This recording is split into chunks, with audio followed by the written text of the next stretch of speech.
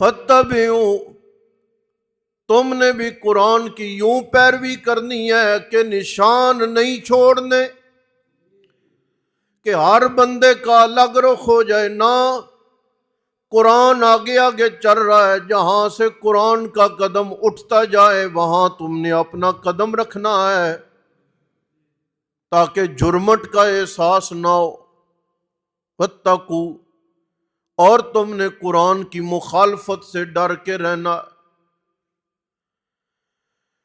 اگر تم قرآن کی مخالفت سے ڈر گئے اور اگر تم قرآن کی پیروی کرنے لگ گئے تو لعلکم ترحمون، وہ جو تورات میں نے رحمت بنائی تھی تم سمجھے ہو کہ قرآن صرف برکت ہے، رحمت نہیں، ایسے جب تم قرآن کی پیروی صحیح معنوں میں کرنے لگ جاؤ گے ترحمون، میں اللہ تمہیں اپنی رحمت سے بھی نوازوں گا، اور قرآن پڑھنے کے بعد میں اللہ تمہیں برکتوں سے بھی نوازوں گا۔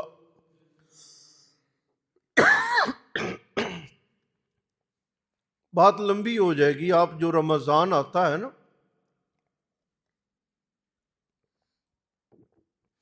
ہم رمضان کے بھی ایک حصے کو کہتے ہیں کہ یہ رحمت ہے، رمضان کے ایک حصے کو ہم کہتے ہیں کہ یہ برکت ہے، اور رمضان کے آخری حصے کو ہم کیا کہتے ہیں؟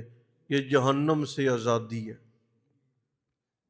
رحمت کیا ہوتی ہے؟ پہلا حصہ جو رحمت ہوتا ہے نا، وہ میرے پچھلے سارے گناہوں کو معاف کروانے کا کردار ادا کرتا ہے۔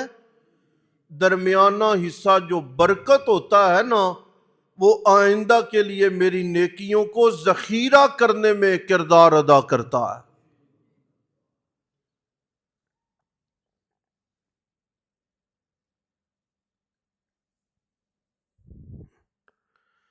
ان تقولوا انما انزل الکتاب، بہانہ ختم جی، تاکہ تم یہ نہ کہو کہ یہودیوں کو تورات ملی، عیسائیوں کو انجیل ملی، ہمیں چونکہ کچھ نہیں ملا اس لیے ہم نے قرآن پڑھا ہی نہیں، کتاب پڑھی نہیں۔ اللہ نے فرمایا اگر میں نہ بھی نازل کرتا،